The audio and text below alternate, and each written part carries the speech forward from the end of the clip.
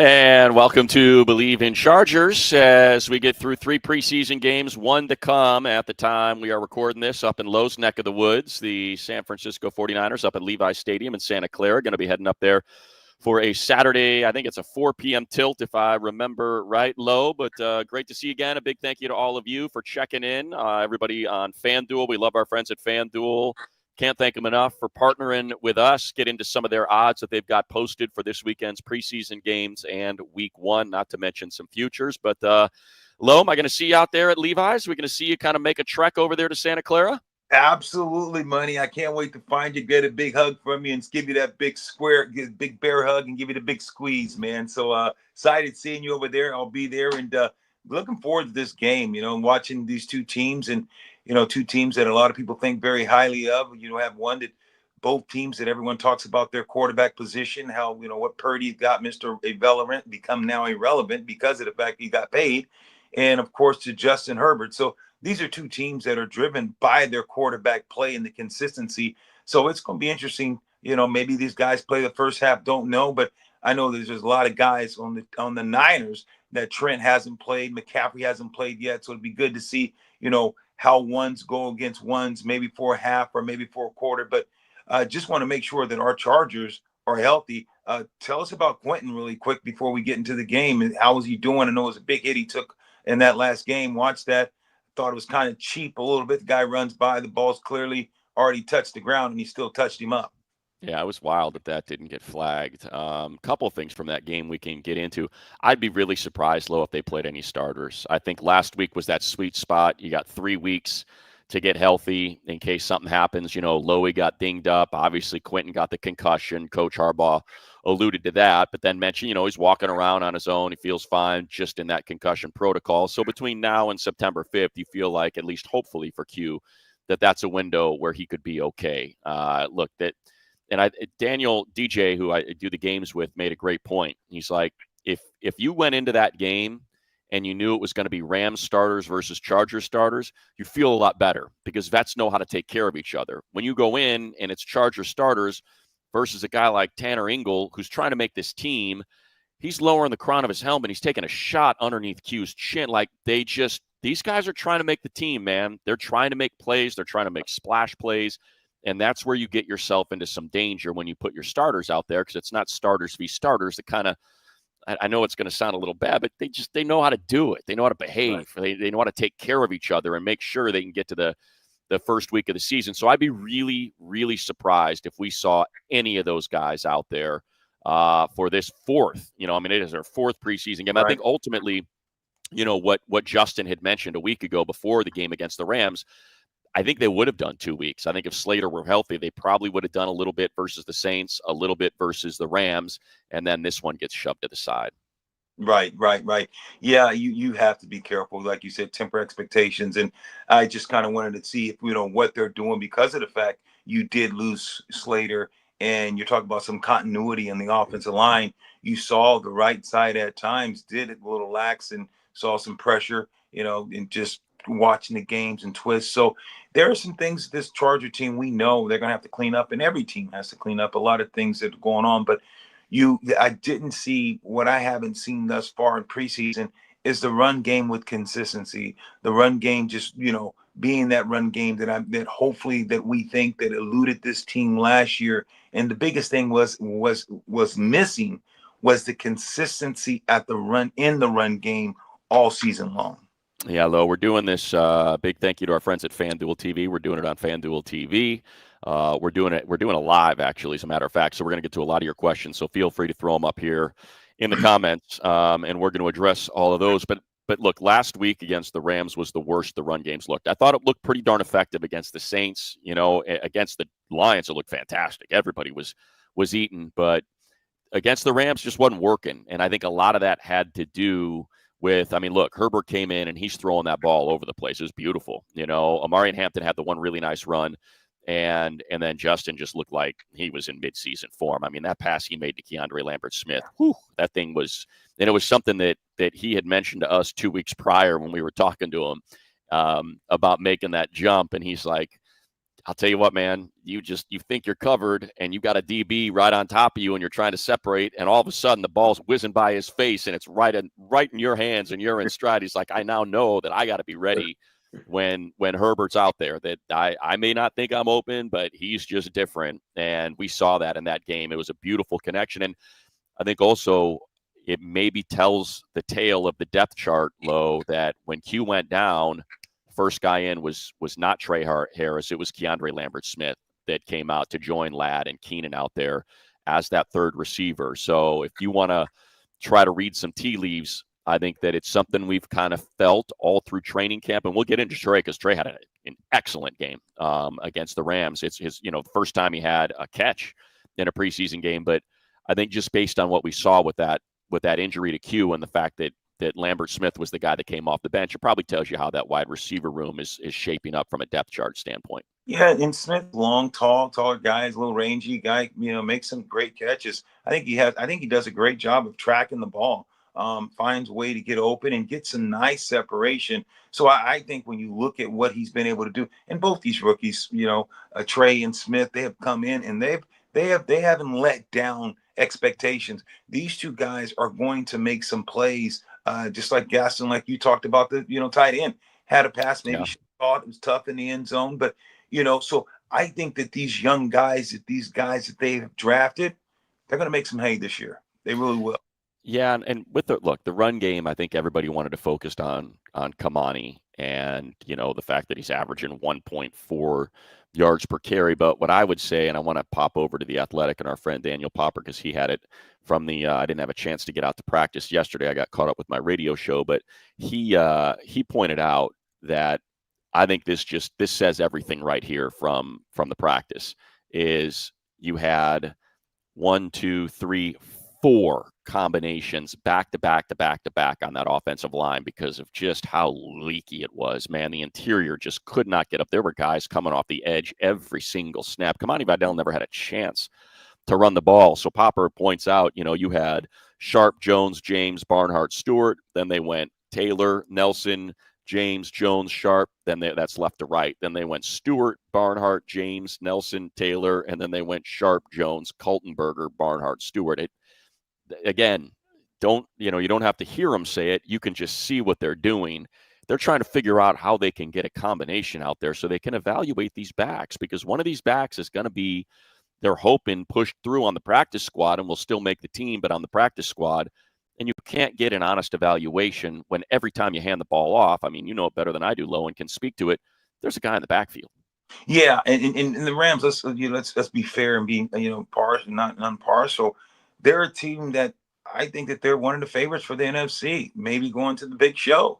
If you got a healthy Stafford, the quarterback, you realize this was a team that went toe-to-toe with the Philadelphia Eagles and had a chance to win that game late in that game. So this isn't just a scabby team. I think the Rams are going to be a very, very formidable team opponent. I think they're going to win the NFC West, just with the way that they've been playing ball, and they're going to make some hay. So I know we talk about this offensive line, but I knew it was kind of going to be leaky when you lost a All-Pro and probably the top 5 tackles in the league in Slater, and now you're moving your Joe Alt to the side that he went down to the left side, and now you already had kind of shaky at the interior. It makes it scary though, because now you're talking about that backside now becomes the front side, and now running backs, if they want to run to Joe Alt's side and run to that left side, the backside, because you can't hold your blocks, the running back, usually the backside becomes the front side, because what usually happens with the running back, he's trying to cut back and go back door, because that's what the defense are doing. They're keeping their outside shoulder free, outside labor, and turn it back to the help. So you do have to fix this problem. If you want to have success running the ball, it starts up front. So it's great that Harbaugh and those guys are trying to find the right combination, because if you want success running the ball, you got to make sure that somebody's getting cut off. So you give that running back a two-way go. Yeah, look, I think the good news is we're talking about backups. We're just talking Sure. about trying to get it right so he can evaluate the running back, so he can evaluate the wide receivers, the tight ends, everybody that he needs to evaluate, because cutdown day is less than a week away. Right. Today we're doing this Wednesday. It's Tuesday. Maybe we'll end up doing our show on Tuesday so we can do our own projections of how we think this thing's going to shake out. But, the Mekhi Becton was back at practice yesterday, so that's incredible news. He had been out for about 3 weeks, so that gives him 2 weeks to get this thing ready to go for Brazil. So that's over 2 weeks to get this thing ready to go for Brazil. So that's good news. Joe Alt's been fantastic on that left side, and that's always where that strength of the running game was with Slater and Zion. Look, for some of the issues that Zion has had in picking up stunts and pass protection, he's an exceptional run blocker. So you're not going to, I think that was one of the concerns is, are you going to miss that left side? And Slater, who's just a mauler, along with being one of the best pass protectors in the league. And it looks like, no, you're not going to miss a beat with Alt over there. And then on the other side, you got tight ends that can block their tail off, and just kind of giving you a flash forward to the 53-man roster. I don't think there's any way Tucker Fisk doesn't make this team. I know that he may not make every 53-man roster on the 32 teams of the NFL, but for what this team likes to do, I don't think there's any way you can afford to not have him out there. Just because Will Dissly's, the other two guys, Arande Gadsden and Tyler Conklin, they're more that flexed out pass catching tight end. And if something were to happen with Dissly, you got nobody on the team. And based on what they want to do and how we've seen them go out with their offense in a lot of 22 and a lot of 12, I think Tucker's on the team. And then that's kind of your right side. You have Becton there, who obviously is a heck of a run blocker at the right guard. Trey, who's a little bit more of a pass protector, finesse kind of player. But now you've got Tucker Fisk on the outside. You've got Matlock, the fullback, and you can overcome that. So I feel good about the starters, though I think for us it's more looking towards Saturday and how are you going to make an honest evaluation, because I think Najee's going to start on the IL, and I feel like that's going to be 4 games. And so how are you going to build this room? Obviously it starts with Amarian Hampton. I think everything has shown us that Hassan Haskins is the next guy up, especially because he's a core 4 special teamer. And then you've got 3 guys for 2 spots. I think you've got Kamani Vidal, who plays every single special team snap. You've got Nyheim Hines, who has shown he can be a standout player in this league, 4, 2 each punts and kickoff returns for touchdowns. And he looks like that third down back that can catch balls out of the backfield, that can give you some explosiveness. And then you got Raheem Sanders, who just, again, we mentioned it, got 60 Gs as an undrafted free agent and looks like he fits the mold. So that's what we got to figure out, is how are they going to do this evaluation for that room? Yeah, the way you went down, it's like, God, who is it? Vidal? Is it the 3 and the 4? Is those 2 guys? Both of them play core special teams, and one has a little wiggle, can return some punts and do other things. I think it's going to come down to one of those 2. You're not going to let a guy you gave $60,000 get out the door, and you're probably going to protect him. And if you paid that kind of money, you put him on. You put this guy on practice squad, someone's going to scoop him up. If he's big and he's that physical. So it's going to be interesting to see, because sometimes those guys like, Bernell, it's been in the league, those guys can float through. Those guys, maybe they've been there 3 years. Yeah, they're not necessarily a practice squad guy. They should have already been to that level. So they have more of an opportunity maybe to slide through the cracks. So it's going to be interesting, the decisions that this team's going to have to make, especially because of the fact you talked about, especially with Fisk, now, solidifying his spot because of the fact you lost your big tackle. You have to have a guy that you can line up and go 22 personnel, do 2 tights and say, okay, and 12 personnel, and have Fisk on the line, deep, on the line, playing tight end to help be able to combo block to keep that beef and, double team with the lighter tackle that you have out there. So it puts this team in a very tough situation with some key guys that you need for success on this team. Yeah, I think for those that are watching, you want to do the exercise at home. Just remember, typically it's split even. It's 25 each side, and then your 3 specialists, your long snapper, kicker, punter. So you got to figure out how to make the math work with, are you going to just keep 8 offensive linemen instead of 9? Normally they keep 9. Well, if you want to keep 4 backs, 4 tight ends, and 6 receivers, this is a team that's carried 3 quarterbacks in the past. I don't think there's any question that's not happening. I think with the players they have, the depth they have, the tough choices they're going to have to make, I'm convinced this is a 2-quarterback team this year, and they'll probably try to stash DJ on the practice squad, keep him there, in case of emergency, call him up. But I think it's between Heinicke and Lance. I think Lance has got a heavy lead in that competition, man. Heinicke was out there that first half, and when he got injured, when Trey Lance came in, man, it was just like instant energy. Instant energy. And he did not miss a beat. He converts a huge third down to Trey Harris right away, has that beautiful pass down the sideline. Like, if you wanted to A and B it low, there it was. Yeah, I was kind of shocked, like you're saying. Here's a guy, Trey Lance, and we saw the ups and downs in his career in the National Football League, a first-round pick, and hasn't lived up to the talent. But you just seen from playing from a relaxed position, like you saw Money, that ball he threw with such touch and just dropped it into the breadbasket. You're like, wow, these are passes that you didn't see early in his still young career, but you didn't see that. You didn't see the efficiency and the productivity. And now he seems like he's running with ease. It's not straining the run. He takes off and he looks fluid. He understands when to get down, understanding down distance. He keeps defenses honest with his legs. So I think you have just alluded to, he looks like he has a clear edge at that number 2. Yeah, I see the question from Jacobo Ariano, who was asking, not that Lance would be QB1, but do you think his play in the preseason gave Herbert a sense of competition? Competitors welcome, right? I wonder if this elevates Justin this season. I understand what you're saying, Jacobo, but I would disagree. Now, Justin, he as good as Trey Lance looks, Justin's on a different level, man. He's on a different level than most quarterbacks in the league. Like we talked about, look, it was a beautiful drop that he put right there in the bucket to both Trey and to Keandre Lambert-Smith. Lambert-Smith, that pass was like the second or third one he threw after he came in for the injured Heinicke. They're beautiful. They're not Justin Herbert passes. Justin Herbert passes, like we said, they are exactly where they need to be, exactly in stride.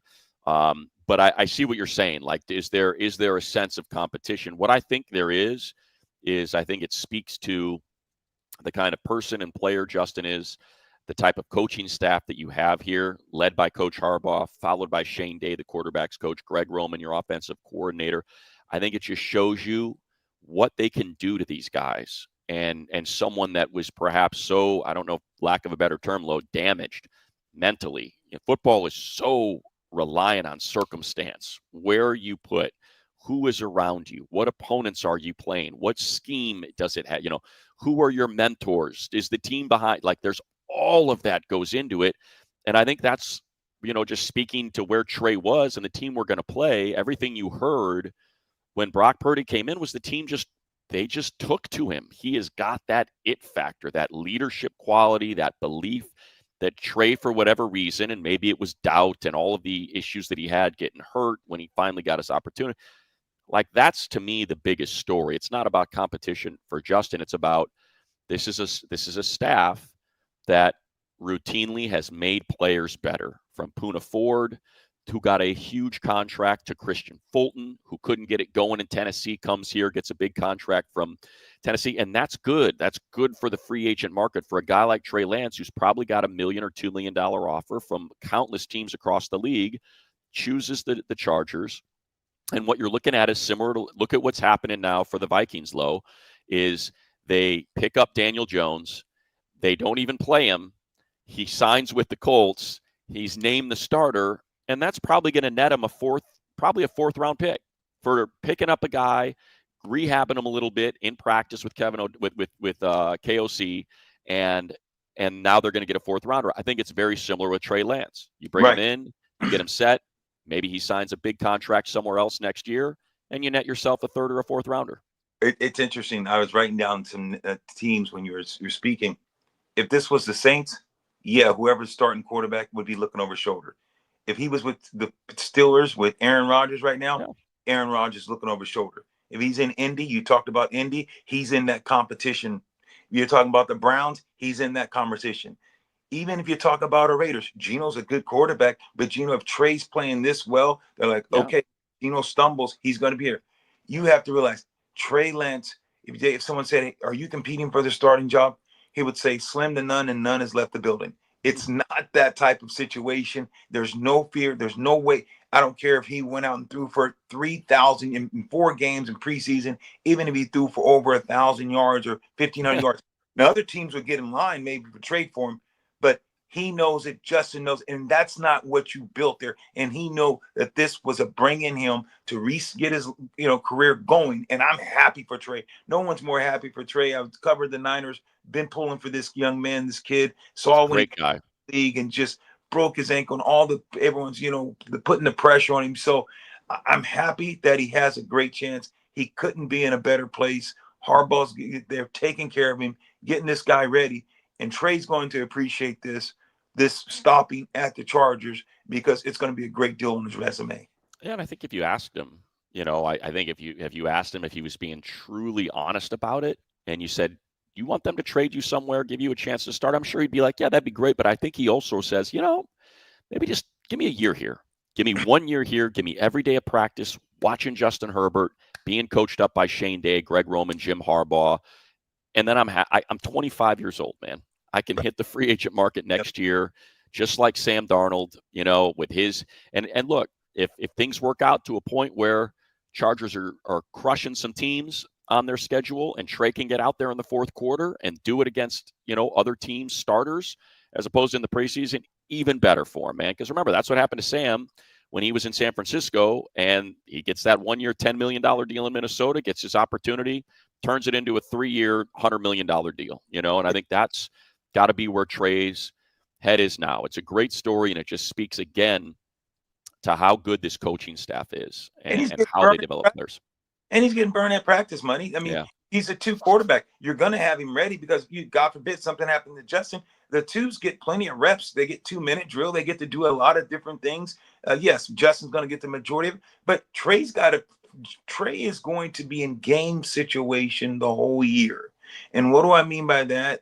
For you out there checking it out, checking out the show, he is going to have to practice and prepare like he's a starter, because if something happens, you're 1 play from being the starter. So Trey is going into this season as a starter in his mind, because of the fact, and that's what Harbaugh and this coaching staff is telling this young man, you're a starter, because you have to know everything, because if something happens, you have to go in there, and and productivity can't slip a lot.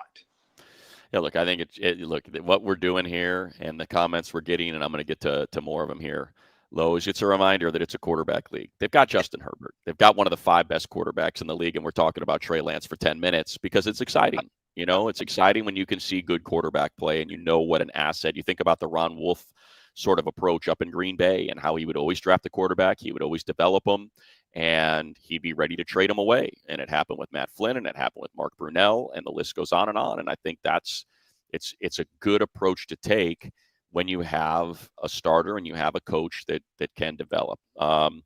You mentioned Trey. We've been saying the name Trey. The most impressive Trey as it impacts the season is we have that Trey to Trey connection, and that's Trey Harris. And he's someone that we had talked about prior, Low, and I'd love to kind of get you to weigh in on this about training camp when you're young and how it's very hard to kind of just get that consistent through line as you're going through install, you're playing at a heightened level of competition that you're not used to, and you're trying to stack days, and it's not easy. And I think for Trey, you had a lot of peaks and valleys, and then you get into a game and, you can't, it's not working. You're open, you're running your routes, you're just not getting the targets, there's no catches.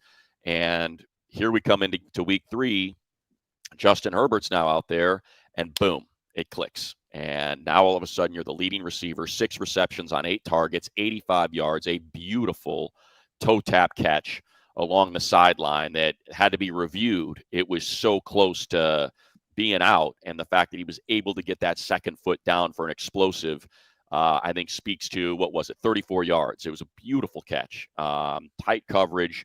And I think we saw everything from Trey, right? We saw the go ball, we saw the quick hit and the yak, and we saw a quick out where he was able to kind of pick up that first down. I think it was a was it a slant? I think it was a slant that he got the 12 yards for Trey Lance on that first pass, right when he got in to pick up the first down. So it's something that was needed for Trey, And I think it now makes you feel, and I bring it up because I'm looking at a Thier's comment here. What do we expect from the Chargers passing game? I Bleav you are not going to be able to double team Ladd anymore. That's not going to happen. And I think, yeah, you see Keenan out there, and he's gonna, if you're singling Keenan, he's fine. But yeah, I think you're seeing these young guys announce themselves. We saw it finally in that last game, Lo. Yeah, you did. And, Keenan's an ageless wonder. He can get in and out of his breaks. He's going to beat you up. He's physical. He's just a good, smooth route runner. We know what Ladd is. But it was great to see Trey, exhibit and exude a professionalism like a veteran. That catch that he made, like you said, on the right side, to be able to drag that left foot, balls on his outside, and to be able to keep his both feet and presence of mind to stay in bounds to make that catch, that conversion, but the concentration, because it's a lot that goes into it. People have to understand the ball's in the air. You got to think, okay, I got to watch this thing. I got to catch it, but also I got to concentrate on my feet to make sure, okay, here's the sideline. I got to make sure I tap both feet, get both these feet in bounds for make sure it's a catch, or at least go with the first leg and make sure I get that shin and the knee down so it counts as two. So there's a lot of things going in your head, and that's why you see at times guys miss passes like that, because boom, they go from the ball to trying to concentrate on holding, staying in bounds,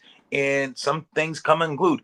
I thought he played big. I thought he played huge, and like you're saying, he needed to stack that, have a game, the inconsistency at practice, because those guys, sometimes you get those guys coming inconsistent at practice, throw them in a game, and all of a sudden they still have some inconsistency, and then that lingers on for the whole year, because it's like, oh, it's coming to me, and the moment gets too big. But now, since you have other guys like Smith, and you got other receivers that are stepping up and playing big, it keeps the pressure on you, but it keeps the pressure in a way that, look, if I don't make plays, this young guy is going. But when it's a situation where you're the man and it's no one else, it is tougher. So I think that right now you have two guys, Smith and Trey, is going to have have a good year, because you have some veteran receivers that are going to take a lot of the pressure off.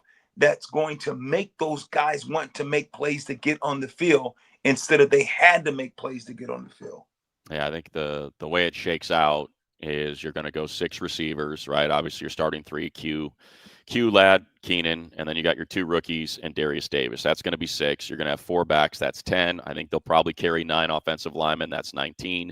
4 tight ends. That's 23. And your 2 quarterbacks. That's how this thing is going to be built out. I think the question is, how are they going to do the offensive linemen? Oh, and that's the other thing too, is you have, sort of the ultimate bonus, because Scott Matlock's a freebie, right? He's right. Defense, he's offense, and he's special teams. So if you want to put him on offense or defense, it's kind of that you get that 26th man, depending on where you want him to count against. And if they decide to have him count against offense, well, then that makes things a little bit more interesting. And I think the only thing that would replace, because he's a 305-pound fullback / tight end blocker, I think it would maybe reduce that offensive line to 8. I don't think you're taking away one of the 6 receivers, one of the 4 tight ends, or one of the 4 backs. I think you're going 8 offensive linemen instead of 9, because I think you can plant those guys on the practice squad. I think you can plant Branson Taylor on the practice squad and you're fine. David Sharp on the practice squad and you're fine. So that would be the way I see the offense shaking out. It was a rough go for the defense. Defense did not play well in that game against the Rams. Up front, they were getting gashed in the run game. And then, look, I think it's also important when you think about that 4th and 10 conversion, the 40-yard bomb to Presley. The guys in the game, you would hope in the game they're trying to knock it down. In a preseason game, they're trying to make a splash. They're trying to get the pick, and they're trying to, announce themselves, as opposed to making what should have been the football play, which is knock it down, punch it out, and get the turnover on downs, because it was 4th down. And then they would have been good for us with our FanDuel -3.5. Instead, they're going for the interception. And by the way, the Chargers going to be 1.5-point dogs. And they've been favored in every one of their preseason games. And I think it speaks to the depth of this team that FanDuel is doing that. And it's a reminder that they're 2nd and 3rds. And as we look at the defensive side, you got Miles Purchase, who we've talked about, had that beautiful interception in the Hall of Fame game.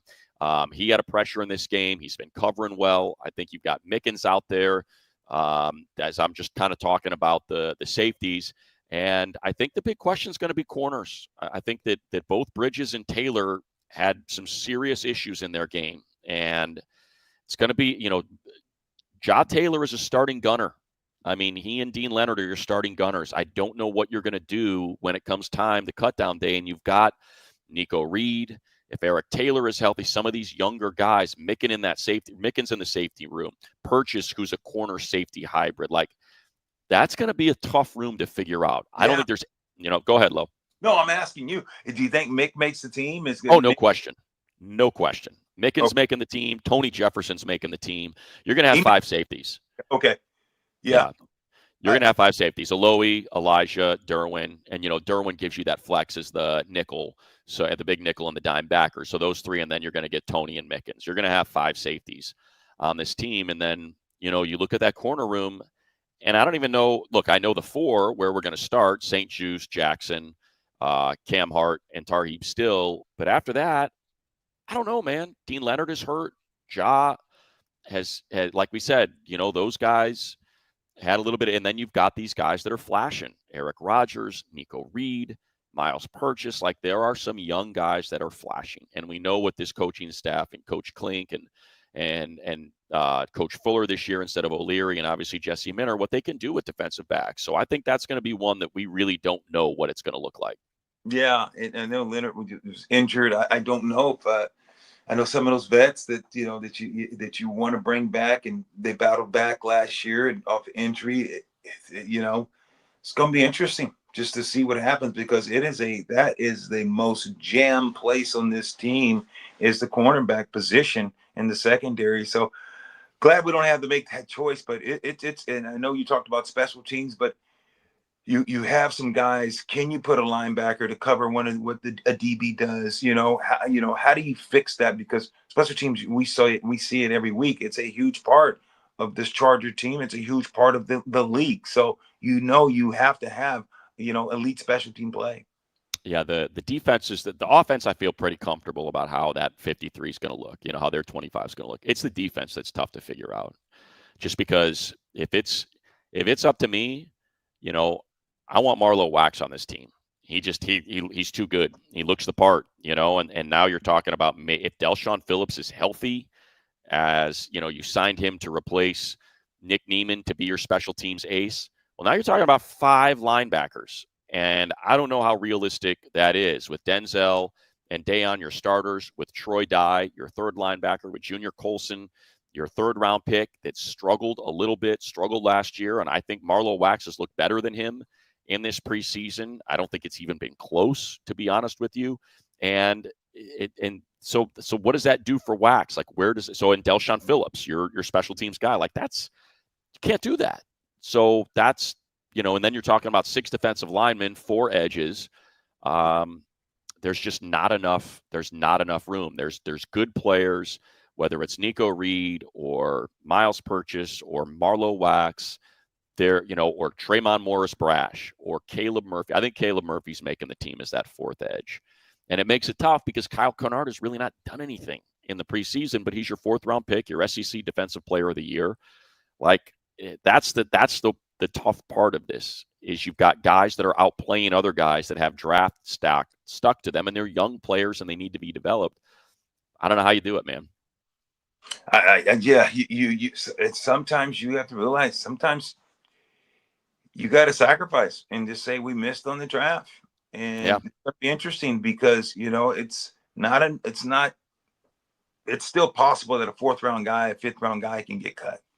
And I know it's tough and it's bad, draft or whatever it may be. But if you can't let a guy that's playing at another level and it's not even close, you can't let him walk out of the room, especially when you're talking about interior linemen and pass rushers.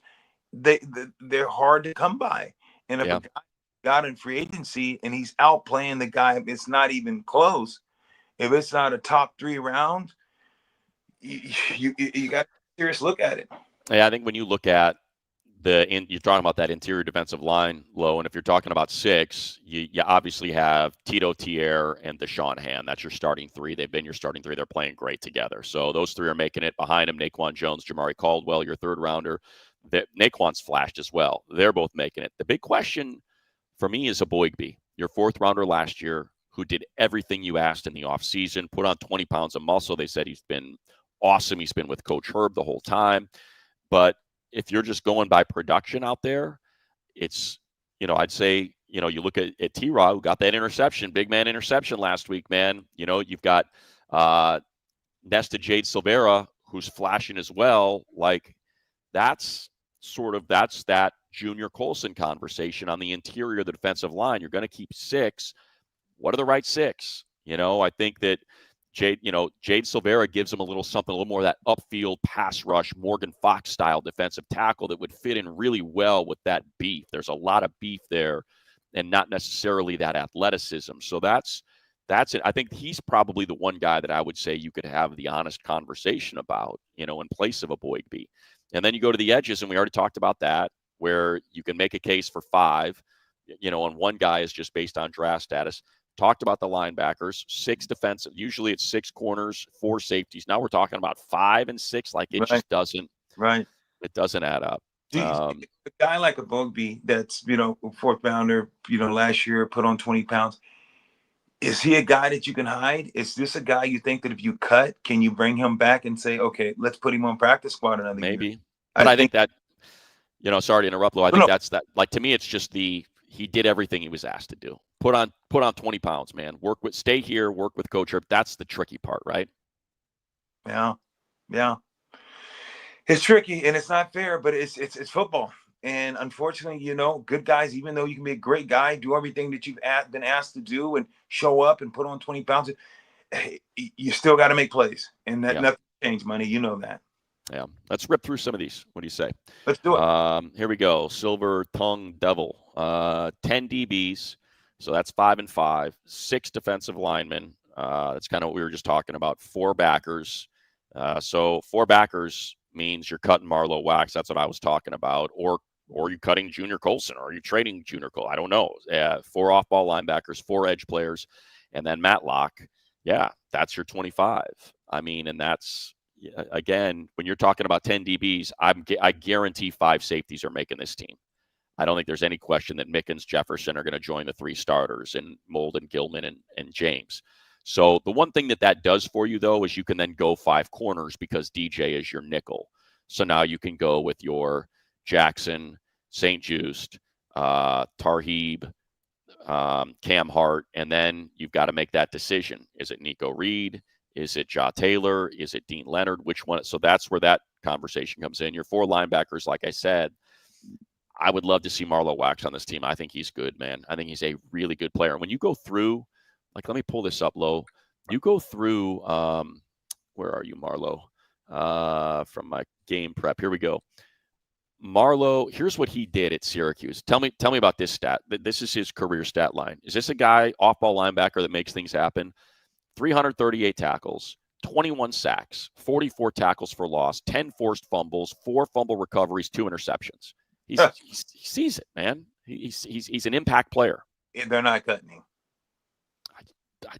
I know it's not enough room. You're going to keep 5. You're going to figure it's going to be a shocker when you only have 4 linebackers. I understand. Hey, look, 2's going to start. They got to play scout team. All the things that you're asking these guys to do.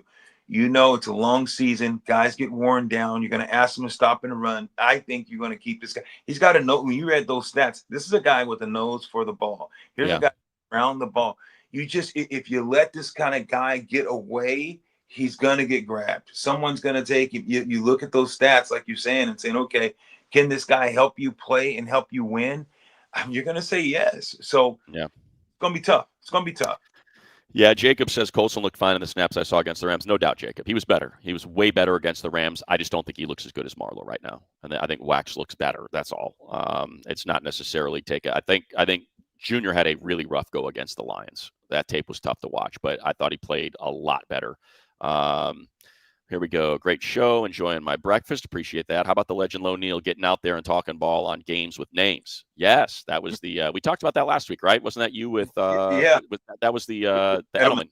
Yeah, it was great. It was a great show. We had a lot of fun. He's a great guy. We just got to be able to sit back on the couch at his house in LA and talk shop, man. It was just fun money just to go down memory lane and talk about the game and how it's changed and how it continues to change, and just talk about what the tough nose and the game. He asked me to come on the show and pick the game of the week of the '90s, and of course, it was when I played with Tampa Bay Buccaneers and we played against the Minnesota Vikings, the Purple People Eaters.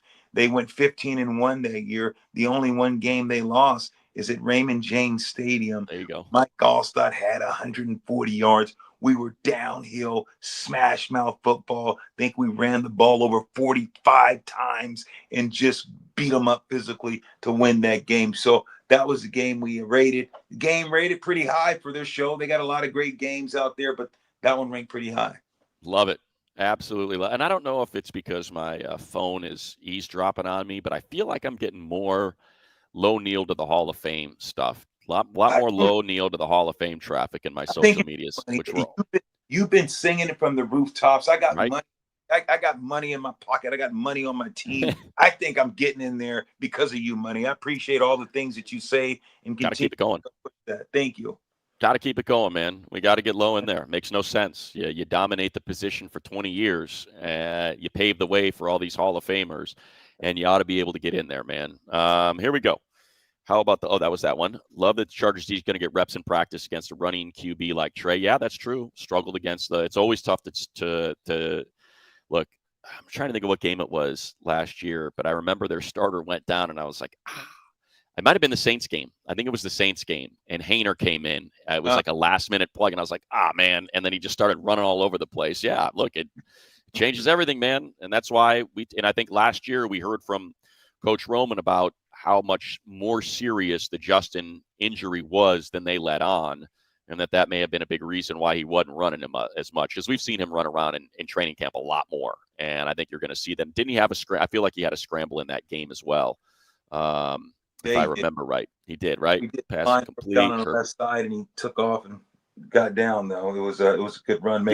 Exactly. He ended up getting down, which is what happens in the preseason game. It's like, I'm going to get down here. But with the Money preaching, wait till it get to the O-line like it has with Trey. We as fans got to be patient.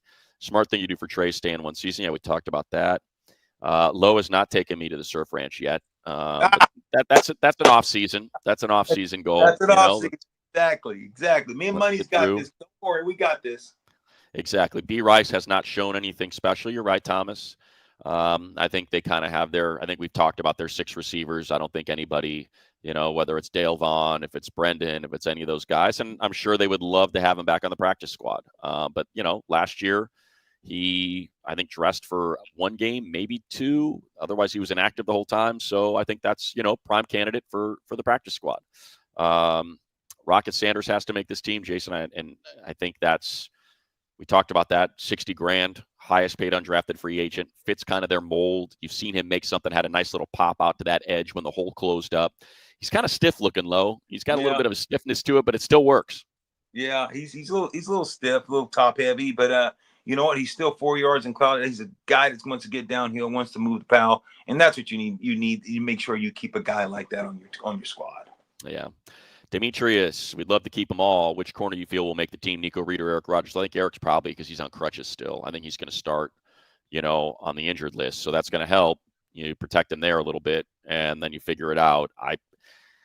Nico did not play as well against the Rams as he did in the Hall of Fame game, and he did not play in week 2, but he was dealing with something. So I think if he can get past whatever, I think it was a groin, if he can get past that and flash again in the Niner game, I think that's going to go a long way in making it a tough conversation about what to do with him. Because I think there's too much on film of him, Low, that you're not going to be able to hide him on the practice squad. I think DBs are it's premium, man. Someone's going to come get him.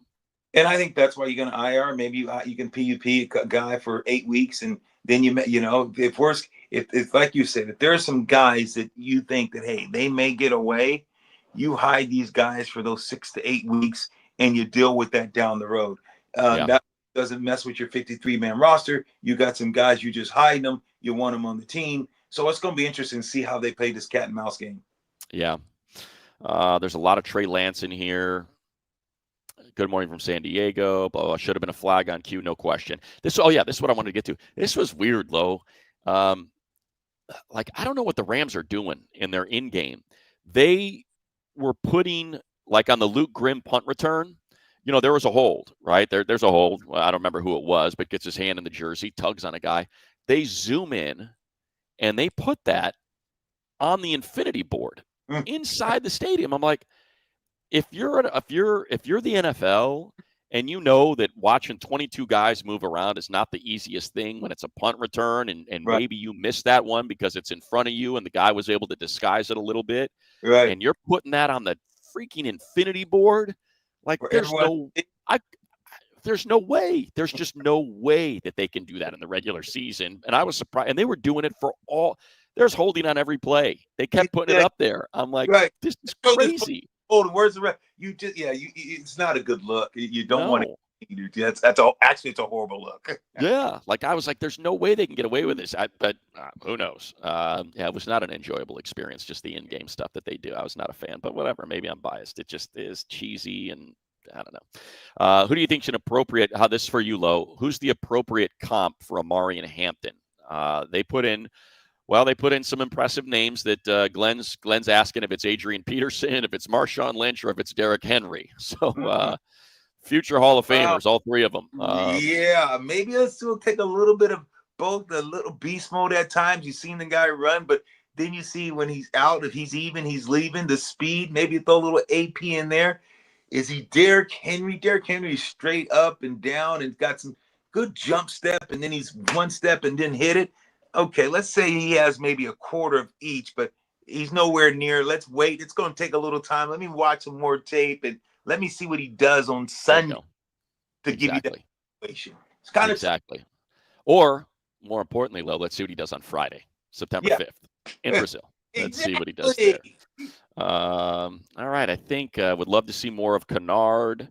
Yeah, he's got to earn it. I mean, I think they probably know they're keeping him, and they need to figure out if it's Tremont, because Tremont Morris-Brash doesn't have the splash plays that Caleb does. He had the sack this past week against the Rams. Was glad to see him get rewarded for that, but he's been in the backfield, man. Tremont Morris-Brash is a heck of a player, and he makes plays on special teams. I think the one difference between he and Caleb is Caleb's got a little more bend to him. Morris-Brash a little bit more stiff, and I think that's why maybe you don't see those plays get finished off as much as there's the pressures, but there's not the finish. It's like he can get there, but when it comes time to try to bend and get around, that's the part where he struggles a little bit. But, you've got so much talent on this team on the interior of the line, the opposite end, that you just feed him into Khalil or feed him into Thule or feed him into Tito or, Jamari or one of those guys. So that'll be an interesting one there. I think that's going to do it. I think that's pretty much all the stuff. I mean, we got a ton of comments. We certainly appreciate it. Look at that. Amari and Hampton is Michael Turner with a diet. We got a bunch here. Yeah, people are coming in heavy now as we're kind of wrapping this thing up. These are great. Kaltenberger had a pass blocking grade of 0 against the Rams backups. That sounds about right. Like it was not a good day. It was a pretty rough day for the offensive line. But let's wrap it up on a positive. Got our fourth and final preseason game. Maybe we'll do this on Tuesday, Lo, before they make the. Or actually, you know what? It makes more sense to do it. Makes more sense to do it on Wednesday after they do. Who cares about what we think? Let's react to what they end up doing on Tuesday. I think. I think we went Saturday, through it. Money will hang out Saturday. We're getting in Friday. Let me know, and then Saturday for sure. If you want to, I'll come up there and I'll be up there and hopefully see you. The answer to that is an emphatic yes. We'll have to get you on the pregame, and I'll see you down on the field. See you in Santa Clara. I'll see you all over the place. You're freaking Low Neal. You're the mayor of that town. All right, everybody. We appreciate you. Please subscribe if you haven't already. If you're watching this on YouTube, subscribe. Leave a comment. I'll dig into those after we get the thing finished here and respond to the ones we couldn't get to on the air, but we went darn near an hour. Looking forward to it. It's going to be a heck of a game. Like we said, some serious competition, a 5:30 p.m. kickoff Pacific time against the 49ers. I know Dan Fouts and Noah Eagle going to have it on the TV, along with Daniel Jeremiah, Shannon Farron. I'm going to have it on the radio. So hopefully you'll be listening, and we'll break it all down next week, Lo. I can't wait to see you in a couple days. I can't wait to see you either, Money. No worries. Cheers. Bolt up. Let's go. Bolt up.